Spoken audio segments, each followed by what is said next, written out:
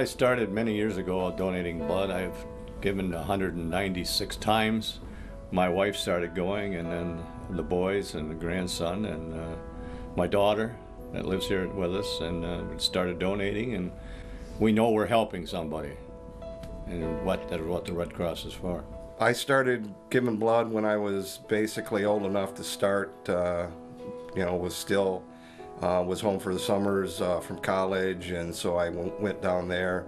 I just passed my 8-gallon mark here a while back. I first gave blood when I was in high school. They did a blood drive at Muskegon High School, and my parents had always given, so it was just something I felt I could do. I think back to my grandma and grandpa who have donated as long as I've been alive, and then I think of my father and my mother and my uncle and my aunts and a good amount of my relatives, and I decided that this was something that I would love to do. The Red Cross had been part of my life forever, and walking from class, I saw their sign out in front, a powerful sign, the Red Cross is, and I knew of all the good things that they do. And who would know, 30 years later, I'm in Muskegon, Michigan. My son's on one gurney for the Red Cross, my mom's on another gurney for Red Cross, and there I lay for the Red Cross, all of us giving blood on the same day. When the kids all decided to start donating, it was nice that it was a family project, and it's really great that the whole family does it together. I got a phone call the other day to donate. I was told I had 122 pints that I had given, and I had saved 366 lives. And I think everybody needs to be a hero every 56 days. When the time comes when I have children of my own, I would love for them to be donors themselves, to help each other and help their family, because I've learned over the years, me and my father have the same blood type. So if at some point one of us needed each other's blood or an organ at any time, I would be able to help my father, the most important person in my life. People's generosity to give blood to the Red Cross is very important. We've continued to try and keep the family tradition going, and hopefully we'll help other people along the way.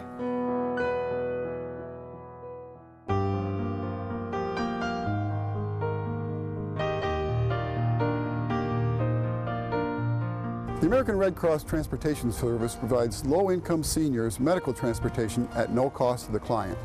Last year, 532 volunteers provided over 16,000 hours of their valuable time to provide our service. And those volunteers drove 191,000 miles right here in Muskegon County just last year. I started, 21 years ago, driving with the Red Cross. And I had retired then, and so I really enjoyed doing that. So I did that for 18 years. Of the 19,000 rides we provided last year, 48% of those rides went to dialysis units. So we know that we're saving lives every day. The lives of people just like Janie Kinsey. In the 5 years that she rode with us, we gave Janie over 1,500 rides to dialysis units. Almost immediately when I started picking you up, Jane, you told me, I'm going to be healed. One morning before day, I woke up and I looked up, and there was an angel over me. So then, a few days later, that's when they called me and said they had a kidney for me. In the 5 years that we transported Janie, she became a real favorite of the volunteers. I think it was because of her warm sense of humor, even despite her serious medical condition. You had such a positive attitude. Boy, when I picked you up, I felt better too. And we had a good time. That's why I was wishing some days he would, I wish Harold would come. Yeah, I probably felt we just love each other. We just enjoy each other. And I thank God for Red Cross. Well, if it wasn't for the volunteers that are driving and for the vehicles that they have, it wouldn't happen. And I don't know how they would get there.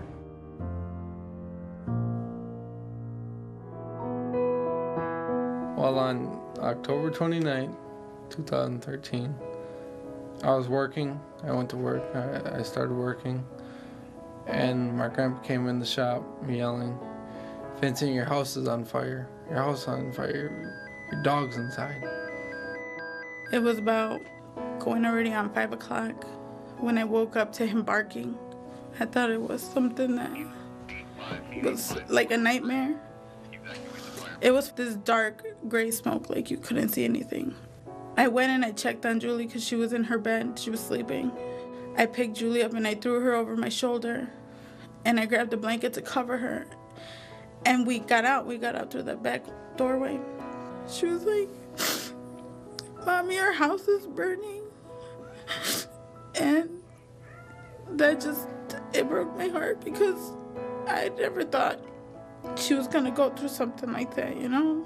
And for weeks on weeks, Julie would cry that she was scared. Julie would say that her house is burning. As soon as we were walking out, we heard Max start screaming, like he was yelping and like he was crying.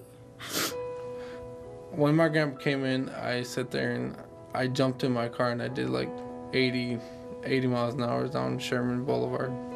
I saw the fire trucks, so I dropped to my knees, probably right behind the fire trucks. And that's when we met the Red Cross. Besides the firefighters, they were the second ones on scene. I started walking up. I saw my wife. You know, we both started crying. They told me where my dog was. He didn't make it out. They covered Max with the white sheet. That's not how I wanted him to go. You know what I mean? Everybody's like, he was there and he saved you guys and he alerted you guys, and I'm just glad that he was there because otherwise we wouldn't have made it out. You know, American Red Cross was there and they gave us a whole bunch of information of where we can go and like food truck information so we can get some food and stuff. So their loving hearts, they put us up in a motel for 3 days. I know they help all over. They help in disasters, fires, and it's a blessing, you know, because if we didn't have American Red Cross, we won't have a peace of mind. We just thank God that we all made it out, you know, we all came out alive, unharmed, and, you know, that we still got each other, which is the most important thing, you know. Materials come and go, and, you know, once you lose a family member, it's something different. So we're just grateful that we all made it out.